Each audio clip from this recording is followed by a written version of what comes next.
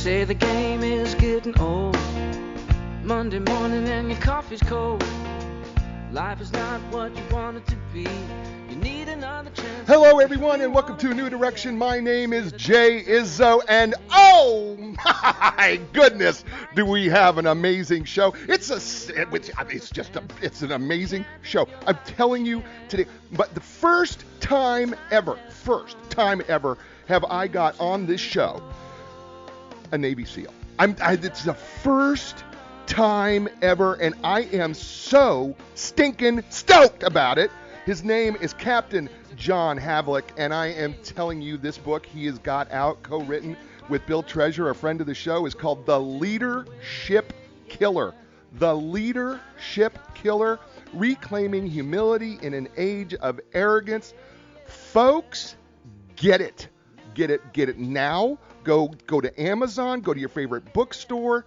Okay, don't go to your favorite bookstore, but how about ordering it from your favorite bookstore and getting a copy of this book? I have highlighted it, I have dog-eared it, I have taken notes on it, I have pages and pages of notes. This book is absolutely outstanding, and I don't care. And as Coach, we call Captain John Coach, as they say in this book. You know what? You know who this is for? If you're an aspiring leader, this book is for you. If you're currently a leader, this book is for you. If you're an experienced leader, this book is for you. But you know who else this book is for? This book is for anybody who just needs to improve, because this book is, I just think, is just one of the best books all around. It has spoken to my life. It will speak to your life. I promise it will. So you need to get yourself a copy of this book. He's going to be great and outstanding, and I can't be more excited. But let's do what we do every week, and you know what that is, right? I walk you through the 4 areas of your life. I believe that we are 4-part people.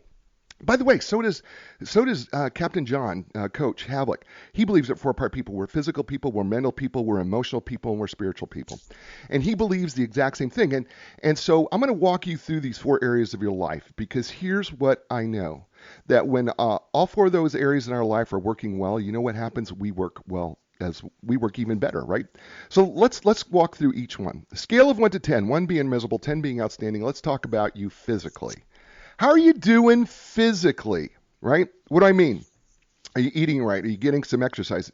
Coach is going to talk about the exercise, because he's an exercise fanatic, just like I am. I love exercise. Got some in, by the way, today. Can't go to the gym, but you know what? I got bands, I got balls, I got all sorts of things to get my exercise in. Took a nice, brisk 2-mile walk, even with the pollen, just get it in, right? So you could do things. You don't have to be in the gym to exercise. So how is your exercise regimen? How are you eating? How is your water intake? How is your sleep? All of those things are part of your physical part of yourself. So on a scale of 1 to 10, 1 being miserable, 10 being outstanding, what number would you give yourselves out there today, right? 5 is average. 8 is great, right? All right, and then there's 2 questions I'm going to ask each one of these. First question is, why are you that number? And then the second question is, what can you do right now to improve on that number? All right, so there's your first number. All right, second number, the mental number. Right, what do I mean by that? Well, what I mean by that is, what are you consuming in your brain? How are you consuming information that is helpful to you, that is growing you in knowledge and wisdom and understanding? What are you consuming to make sure that you're actually growing, that you're challenging your mental part of your life, right? What are you doing to challenge it, right? Really challenging. Books like this, books like the Leadership Killer are great to challenge your mind, challenge your thinking, challenge your wisdom, challenge your, how the mental part of you is working, right?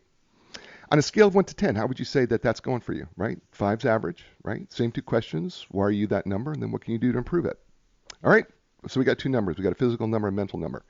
Third number is our emotional number. And what we mean by the emotional number is, we'll talk a lot about emotional IQ, or we'll talk a lot about emotional quotients, things like that. But what I really want to do is I want to ask you, and this is a real important question right now at this time in our lives, and that is, under stress, how well are you able to control your emotions?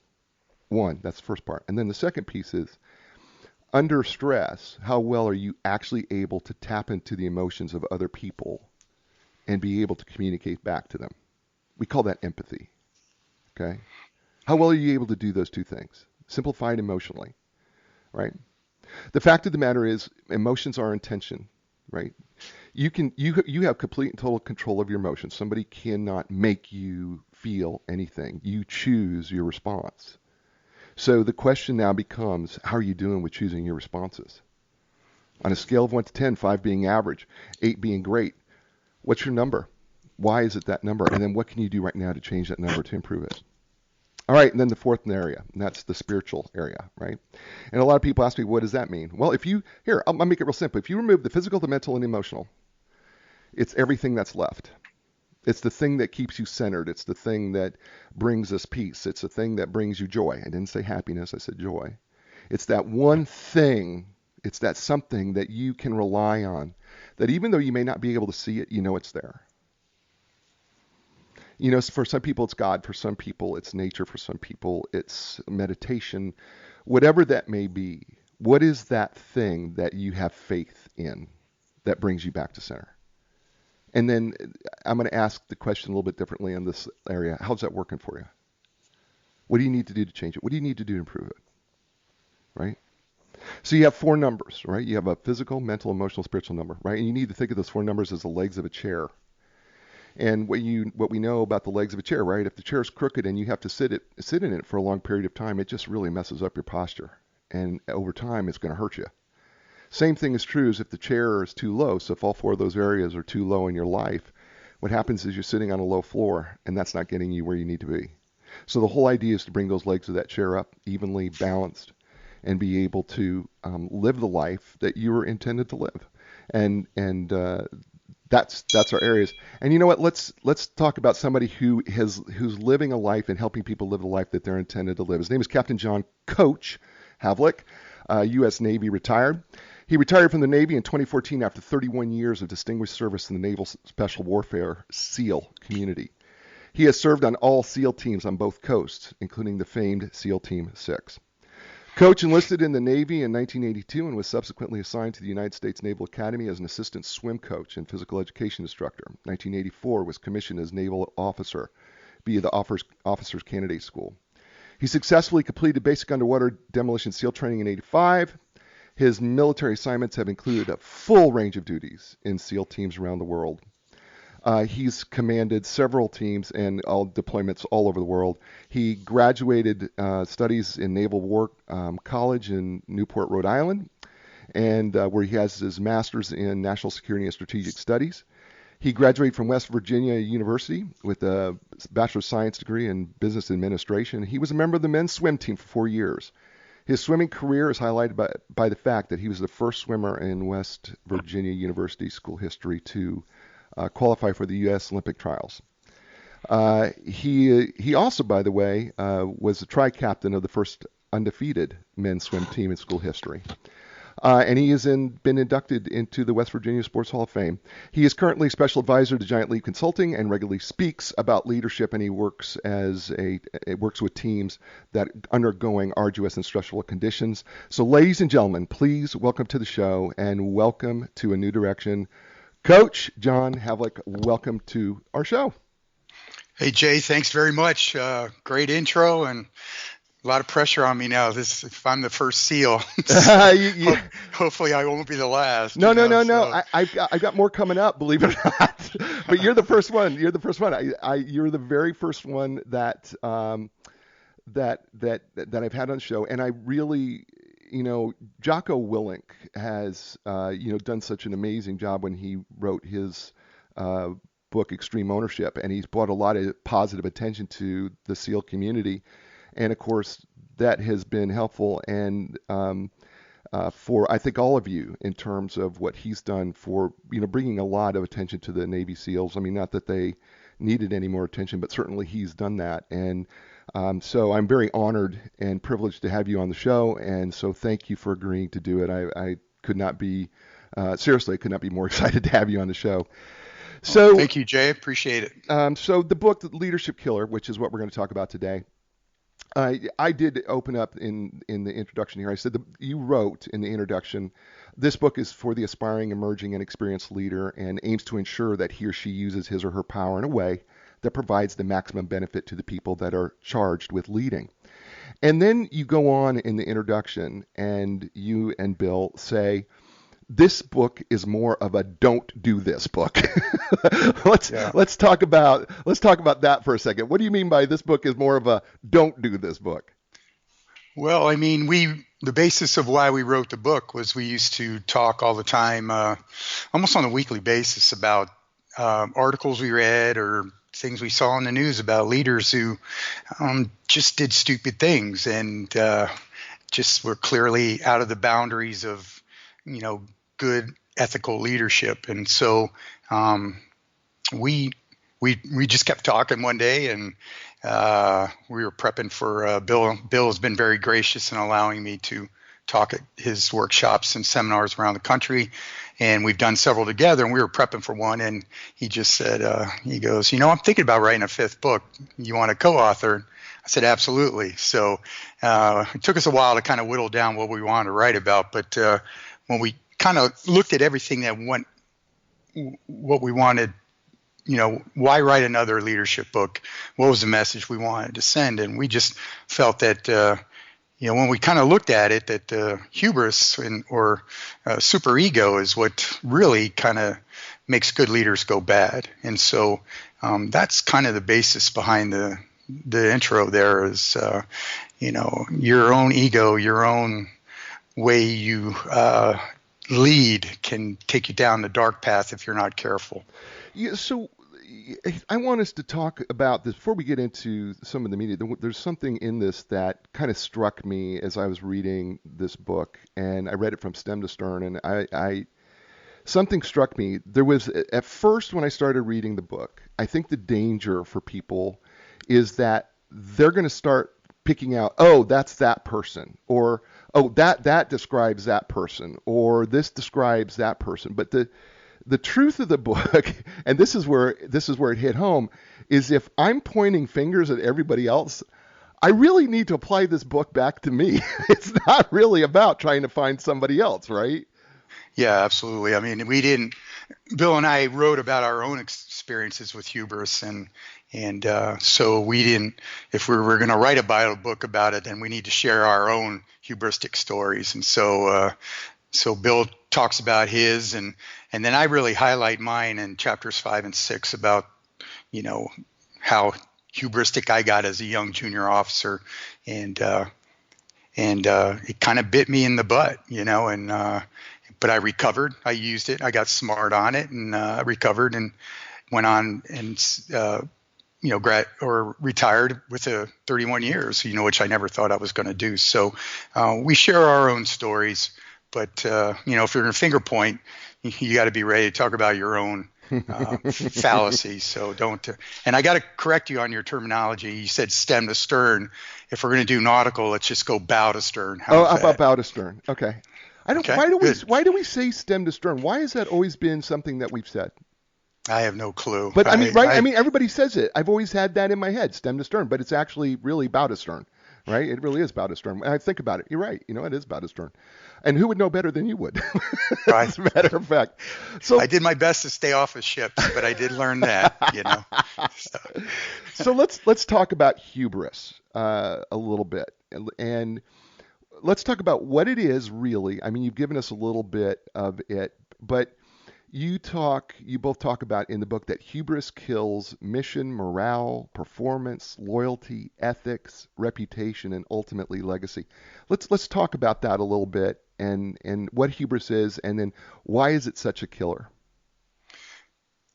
Well, to me, hubris is just supreme arrogance or a supreme superego, and the way I look at it is, where I saw examples of it throughout, not just in the military, but I, like you mentioned earlier, in swimming, and so I saw it in coaching. I saw it in the pool as an athlete and as a coach. It's that super arrogance. It's that super that I'm better than everybody else, and you tend to worry more about the individual gains instead of the collective gains, or what's good for the company or the unit or what's good for the mission.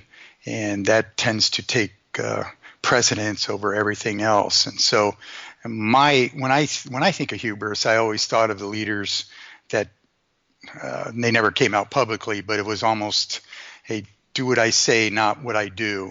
And I saw a lot of that in the military, and I tried to use that as an example of the leader that I didn't want to be, and that's how I define hubris and how it affects leadership, because it naturally when you only think about yourself and your own self-importance, your own self-worth, then you tend to forget about the people that work for you. That destroys morale, because they know you really don't care about them. And so why should I come in every day at work with a great attitude, bust my butt just to make you look good when you don't care about me?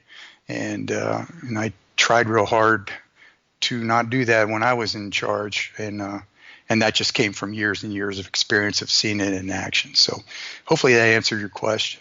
Well, so let's look at some of these.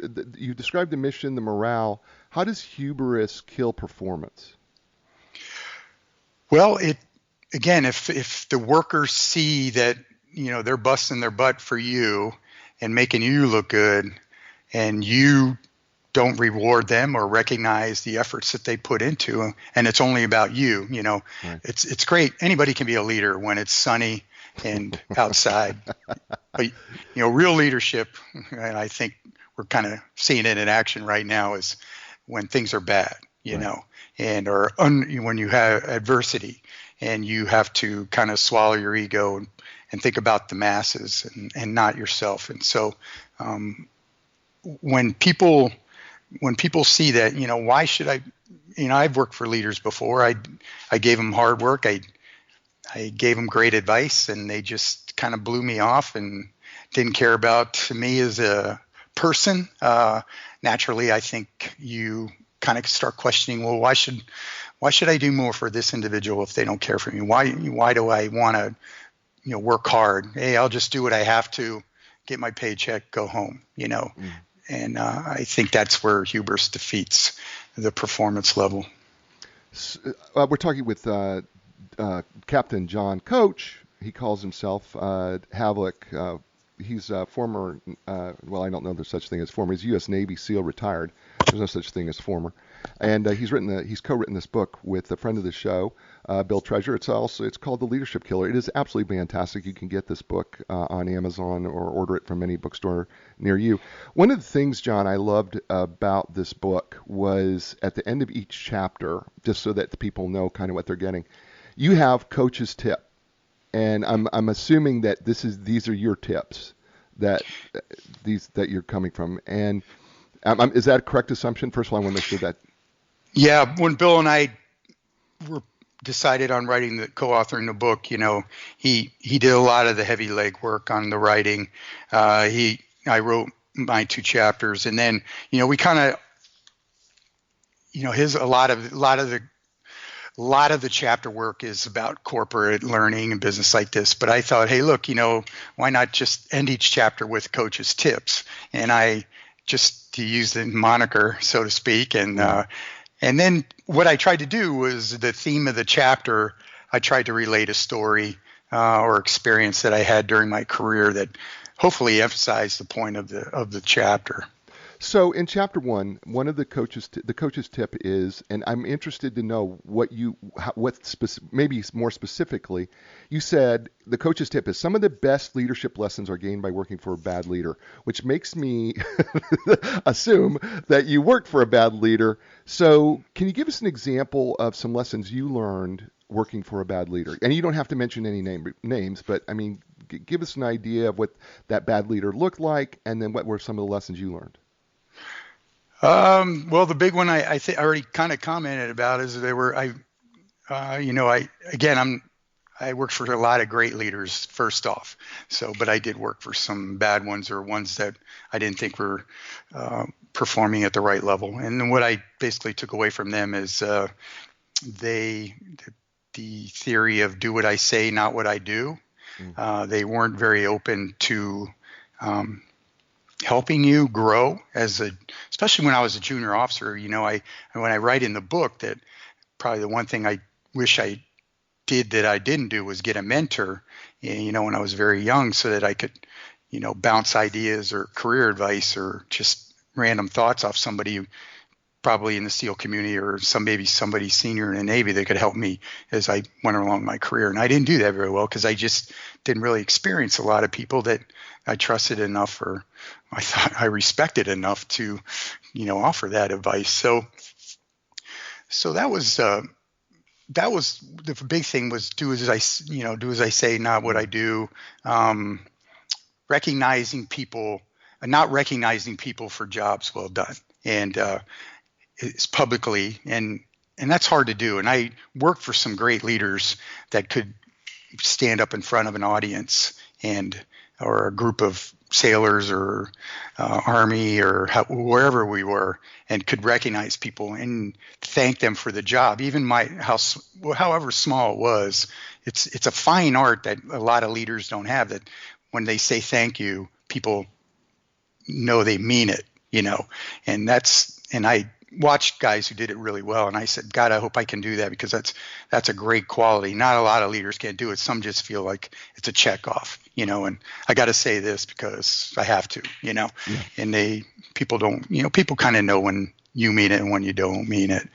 And I think the other thing was I saw a lot of, when things went bad, they like to finger point or put the blame on somebody else. And what I liked about the Navy, when being a commanding officer, is when you're a commanding officer, you have total responsibility and total authority, and the onus is on you, whatever happens. And I grew up watching commanding officers. They'd be on a ship, and ship ran aground, not for whatever reason.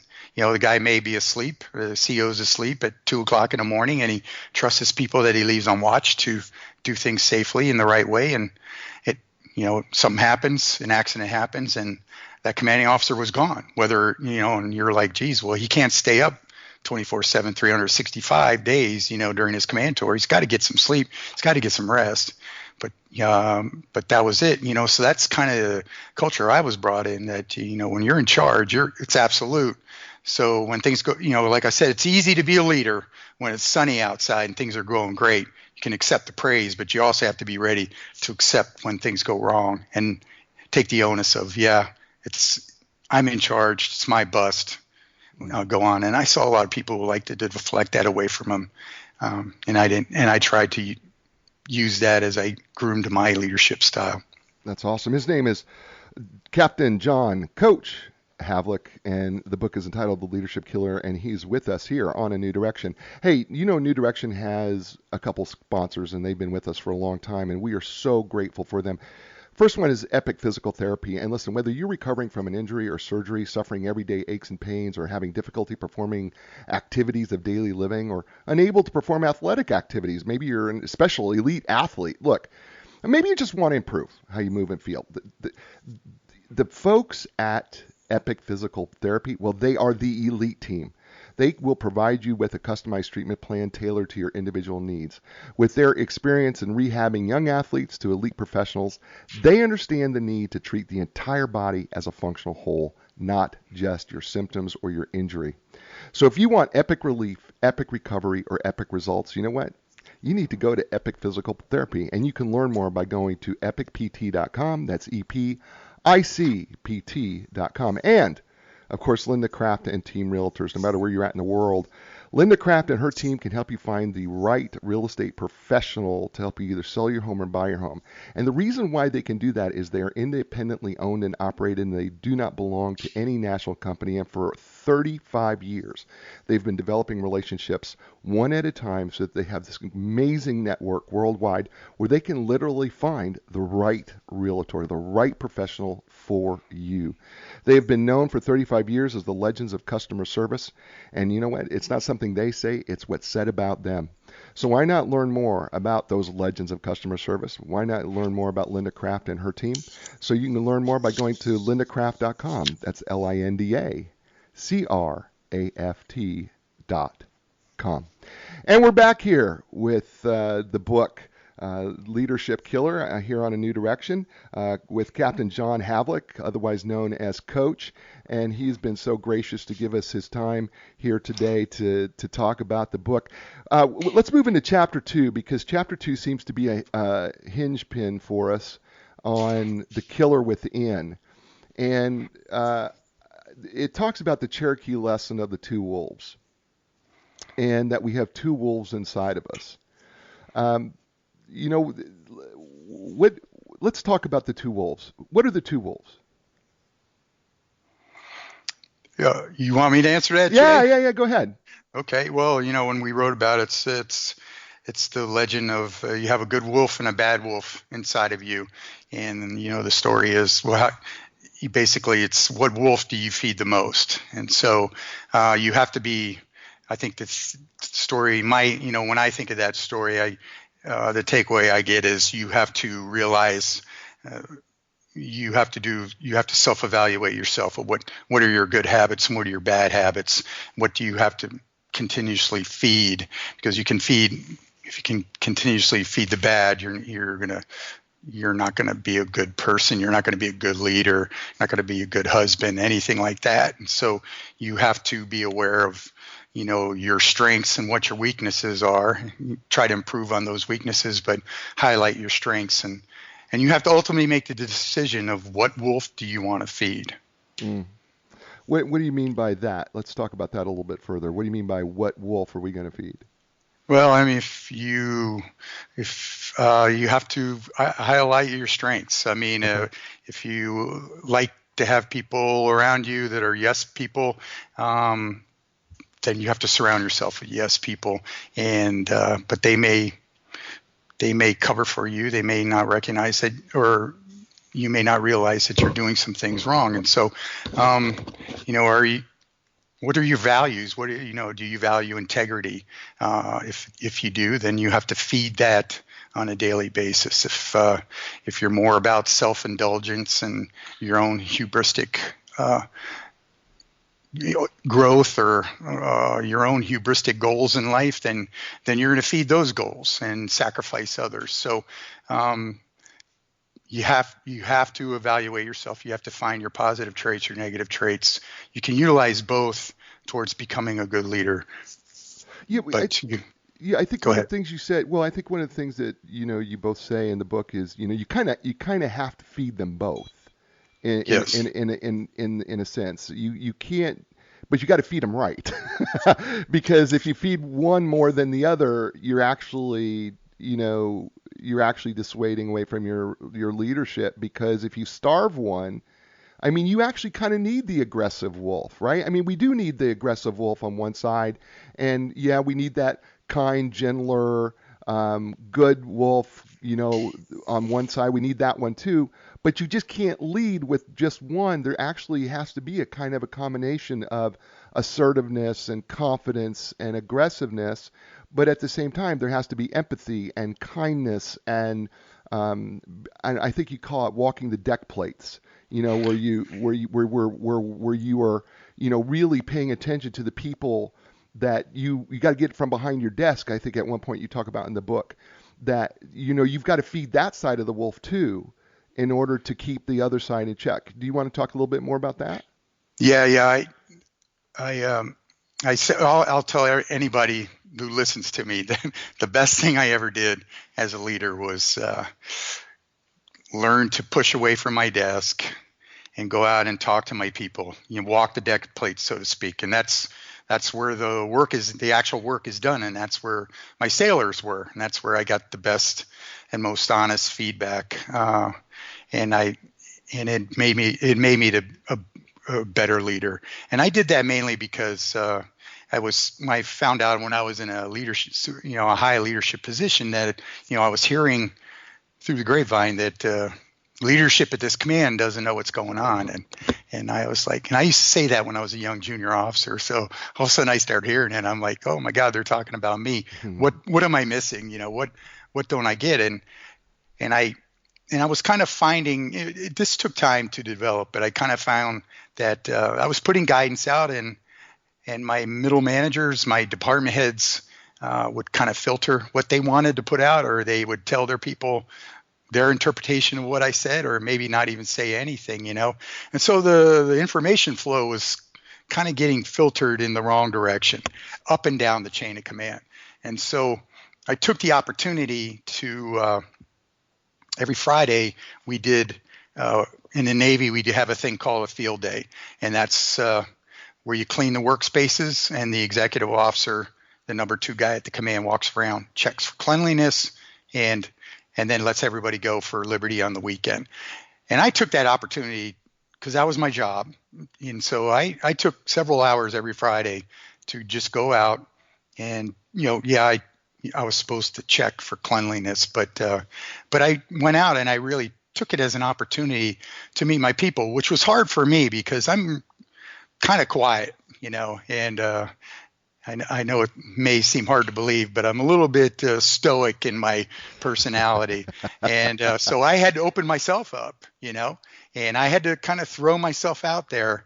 And because when the XO normally walks into a workspace, it's not he's not there to tell you what a great job you're doing. It's usually, the XO at a unit is kind of the bad cop. The commanding officer is a good cop, so the CO tells people when they do good stuff. The XO job is to tell them when they're doing bad stuff. So when the XO is walking around, everybody seems to run away or hide and stuff. So when I came down and did it, it was really uncomfortable for people, to have me in the space. But here I am, like trying to be their buddy, or not so much your buddy, but just kind of learn more about them.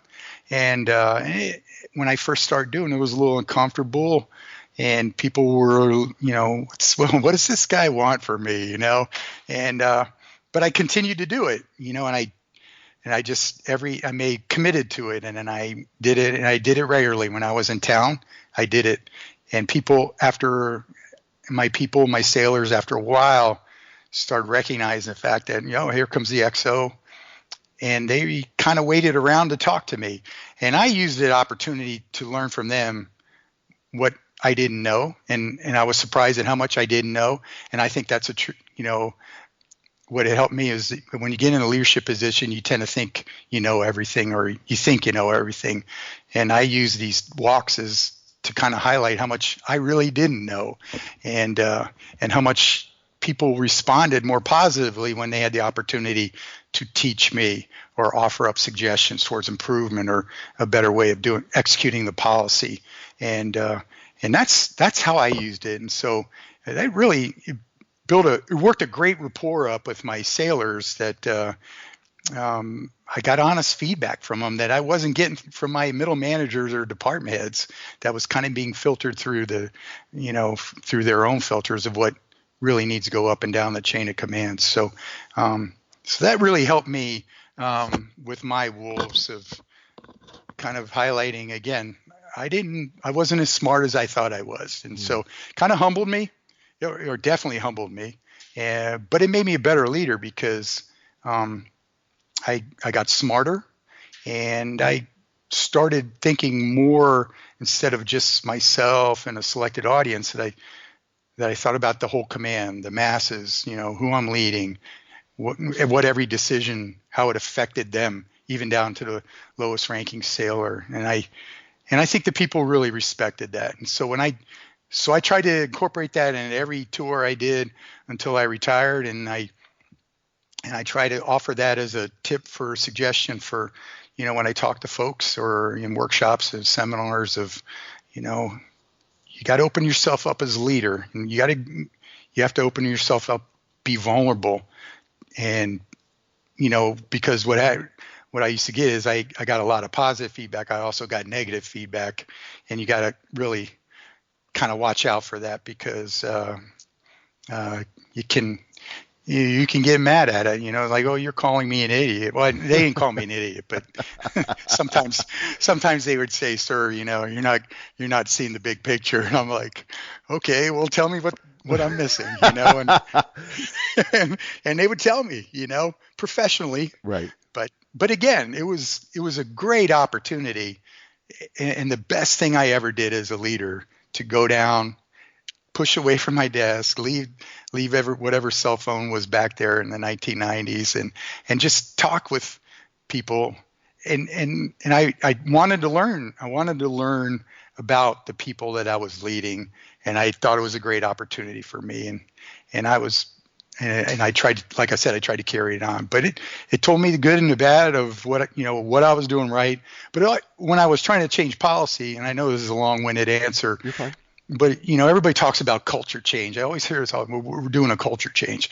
Okay, well, I think the best way of affecting a culture change is going out and talking to the people that's really going to have to execute the culture that you're trying to change. Yep. And then I was able to explain what I wanted to do, why we were doing it, and get their feedback, because ultimately they had to execute what I wanted changed. And they told me how to do it better or how it wouldn't work. And so I would take that feedback, and every walk I would go up and I'd talk to the CEO right afterwards, and I'd say, this is what I got from the walkabout. And it really helped. I think it really smoothed things out at the command and helped us to kind of get on the same sheet of music. And because ultimately we're executing the commanding officer's policies. And so he wants to know what's working and what's not working. So I thought it was a great tool. It was really good, but it was hard to do at first. And as a leader, you really have to be comfortable in your position that you're not always going to get positive feedback. And to make it effective and you want honest, you have to accept it. Okay, got it. I appreciate it.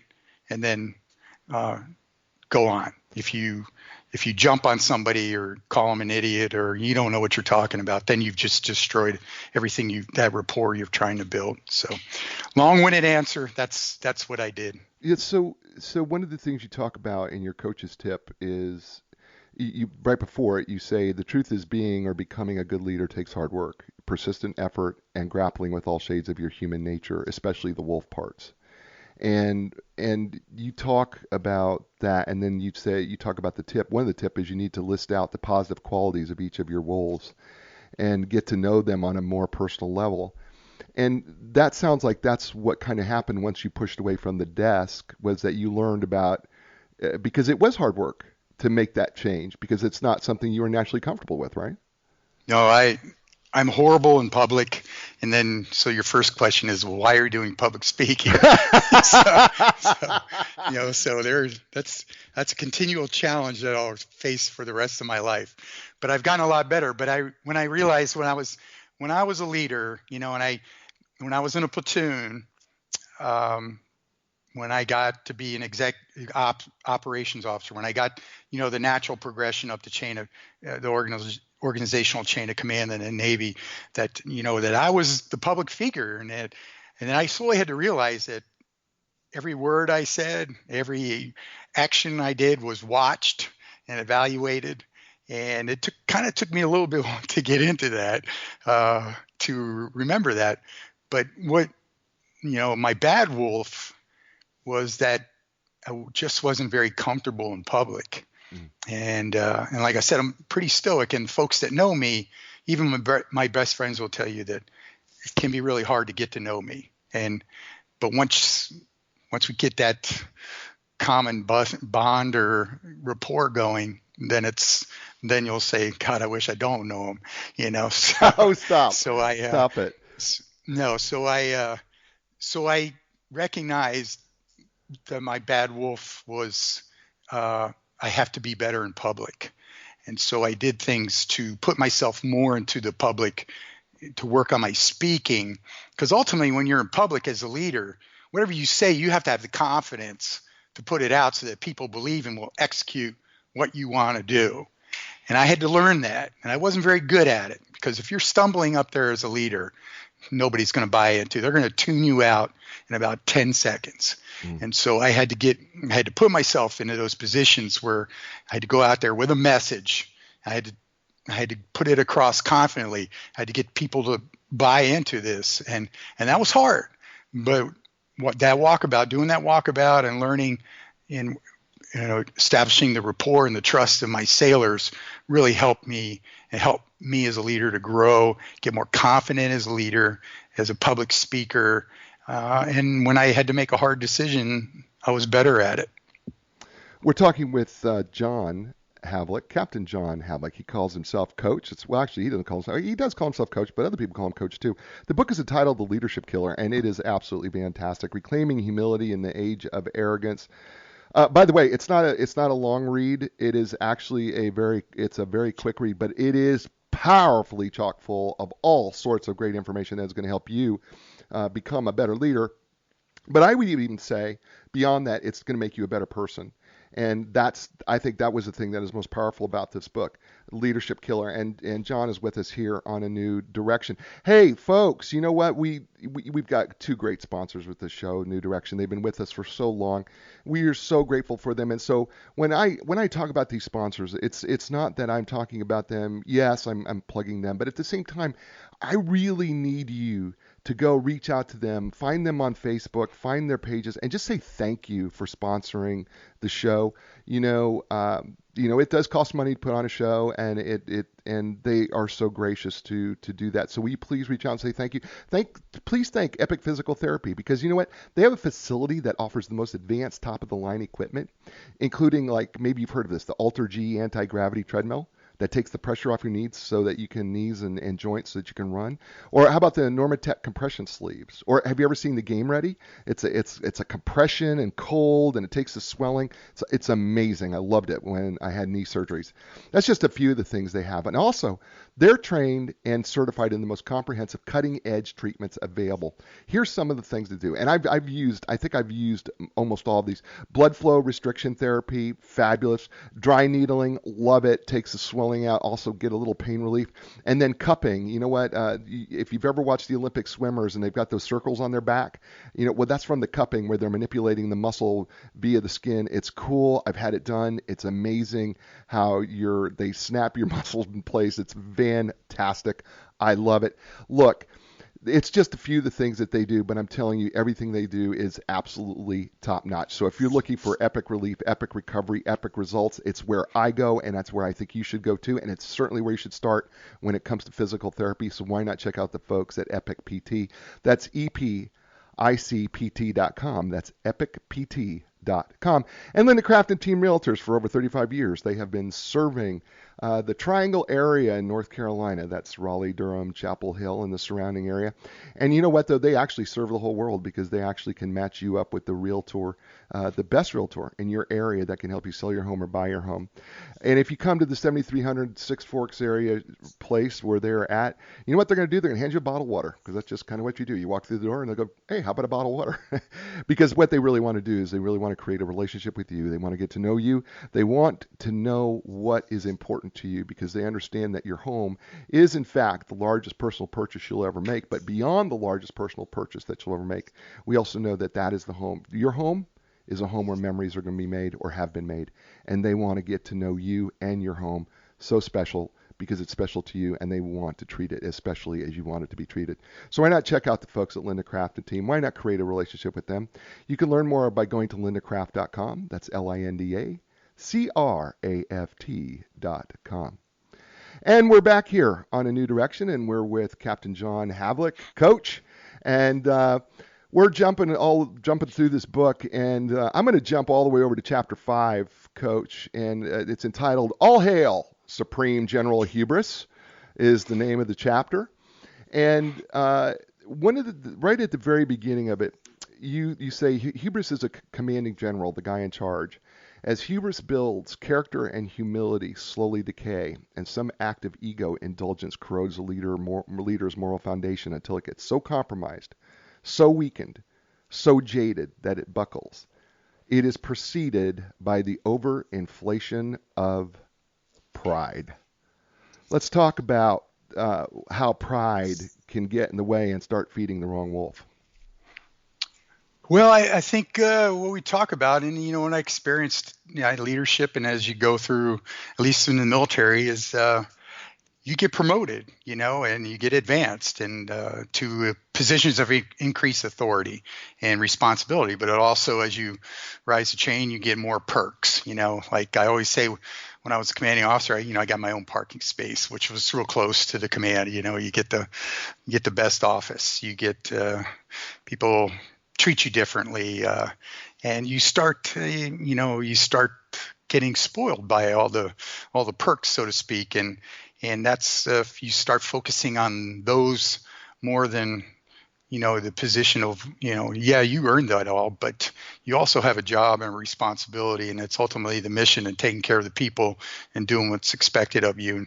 And when the bad wolf comes in, where hubris kicks in, is when you start wanting more of those perks because of you get this and you think you're self-important. You are the focus instead of the command or the mission. That's where it really gets shaded, and that's where hubris kicks in, and that's where the leadership killer really brings down a leader. Well, I think one of the things in your story in particular that I found really, really interesting, and by the way, I completely can relate to this because it hurt me in a previous employment, and that was I was not going to play politics. Right. I am sorry. I am not that guy. I hate politics. I hate politics in the workplace. I'm going to be really frank. I said I am not kissing your tail so that I can get a break. It's just not what I'm doing. I'm going to just do the right thing. I'm going to do it the right way. I'm going to do it with integrity. And you know what? Everybody else, sorry, that's just the way. And I'm just going to go do it. And it sounded to me like that you were kind of fighting the same thing, right? Is that true? Oh yeah, big time. Yeah, politics did me in. So I, like I said, I was, you come out of BUDS training, you come out of SEAL training, God, you think you can rule the world, and every day you hear about this is the hardest training, military training in the United States, possibly the world. And you hear that every day, you start believing it, and then you graduate and this, it's a small group. And so you're a select few and you get cocky, but that's kind of what you want. I think that's what's great about the boot camps is there's a transition or a transformation that goes because of what you have to do ultimately on the battlefield or in your job, and so you have to change. You have to do that. So I got a little cocky, especially because everybody told me I wasn't going to make it through. So, and when I made it through, I was like, well, I guess I showed them. And so I started my career and I just kind of believed the old Navy adage, and you take the hard jobs and you do well in them, you'll get promoted, you'll get advanced. And I kind of got a little delusional because I fell back on my swimming background. And the beauty of swimming is you get up on the block with your competitors. There's a known distance and the fastest person wins. And it's usually the person not so much has the most talent, but who's worked the hardest and wants it the most. And so that's kind of the attitude I took into the Navy and as a junior officer. And I ignored politics, and I just didn't play it very well. I stepped on some toes. I just kind of tried to do things my way, and I didn't do it very correctly, and it came back and bit me. And so what I realized eventually is, the biggest, the strongest, the fastest, the smartest, they don't always get advanced or promoted. It's often who you know. And I didn't do a very good job of that. So yes, it came back and bit me. And I had to learn, I eventually learned how to use it towards my advantage and helped me actually become a better officer and a better leader. That's all. Listen, I love that because I got to tell you, it bit me. As soon as I read it and you brought up the internal politics, and it bit me, because I just was, I'm an old farm boy, Yep. and had gone to grad school, and I'm an old farm boy and just believed, listen, you just work hard, you do the right thing, you work hard. I'm gonna leave you alone, and we're just gonna continue to push through, and darn it, we'll get our promotions based that way because we did the right thing and we worked hard. And man, did that not go over well. Yeah. Right? Yeah, it didn't. No, it doesn't. It doesn't go over well, and that's and I readily admit this where my own hubris kicked in, and I thought I knew everything. I thought I was better than a lot of senior officers that were in the teams at the time, and I pissed a lot of them off. So by my own hubristic behavior, I got kind of got what they say, torpedoed, so to speak, if you want to keep it in nautical terms. Sure. But when I got out, and I had to get out, and so at the peak of my career, I had to get out, and I'm like, Jesus, and when I thought back on it, I had to do a real hard examination of my actions and what I did, right, but a lot of it was what I did wrong. And, so I made it an effort that if I got back in the Navy, that I would do things differently, and I would get smart on politics, just knowing that it's out there. And if you know how to use it to your advantage, you're going to do okay. But I had to get smart on it. I had to be aware of it on all my decisions. And so yeah, it bit me hard. And but it humbled me. And that's what, chapters 5 and 6 are all about. My story of, getting torpedoed when I was at my peak of leadership, but also the peak of my hubris, and how it humbled me down to the lowest level, but how I recovered, and I eventually came on. And I, of course I'm biased, but I think I became a much better and humble leader. So. Well, I think one of the answers to that for you that I think you came to the conclusion, we'll talk about the bottom here in a second, but one of the things that you say is self-leadership prevents hubris. Yeah, you got to check yourself. You have to. I always remember I should have listened a little bit more to this guy that I worked with. He was one of the better senior officers, and I should have asked him more questions. But he kind of told me one day he was packing up his bags and going home, and I said, "You're going home? What are you doing? We still got time to go." And he goes, "Coach, I looked in the mirror and I was able to answer that I did everything I could for the team today. And so I'm going to go home and hang out with my family." And he goes, "You got to be able to do that." So you got to be able to look in the mirror, and you got to honestly make the hard call of whether you're doing your job effectively, especially when you're as a leader. Are you doing the right things? Are you, and if you're not doing it, if you are questioning your own behavior, then no doubt it is affecting performance.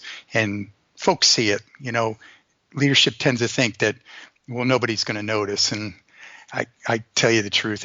That's where I learned so much. Again, when I go talk to the sailors, they know what's going on. They see what's going on, and you can't fool the people that work for you. So, yeah, that was it.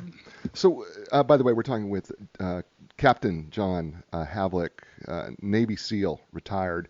He's known as Coach. The book is entitled The Leadership Killer, co-written with a friend of the show and his good friend, Bill Treasure. We love Bill on the show. We've had him on here. We'll be bringing him back again. But John's with us right now, and he is walking us through a little bit of his life and the things that he learned. And I want to jump to chapter 6, and the title is entitled Leadership Starts at the Bottom. And you write in there, you say you have to hit the bottom and lose it all. As lonely as the bottom is, you are not alone. You still have the two wolves. The bottom humbles you if you let it. Talk about the importance of the bottom, but then what was that moment that flipped it? Well, I got out. I still don't. I have a better understanding why I got out and had to get out of the Navy. But when I got out, I was at my peak, and I had loved everything I was doing, and I was heavily trained, and I just done great stuff. And I'm like, all of a sudden now I didn't promote. What's going on? And so I went. I guess the bottom line was I just felt sorry for myself, and just was going down a dark path, and feeling of just self-pity, and I just wasn't a very good person. And then I was starting to drink too much, and it just wasn't heading towards a happy ending, so to speak, I guess. And so I kind of had to go away and kind of just isolate and think about what was going on in my life. And I started doing little things to kind of build up my self-worth again, and kind of put the value back in. Because I can tell you, when I had to get out of the Navy, I went from the top to the very bottom very quickly, and it was humbling. And so I tried to stay active in the Navy and the reserves, because my goal became, I'm going to get back in the Navy and I'm going to retire and I'm going to prove everybody wrong. And that was my goal. So I set a goal on myself, and I started taking steps to how I was going to achieve it. And I knew it was going to take time and it was going to be frustrating. But the biggest thing I had to do was I'd stop feeling sorry about myself and wallowing, and say, hey, it happened. Let's go. Let's move on. That's in the past. Learn from it. Let's use it as a motivation or to get me going. And so I tried to check that and not think about that too much, and just focus on the future and the positive things that I was taking towards getting back in the Navy and becoming a SEAL again. But I knew it was going to take time. And it was hard.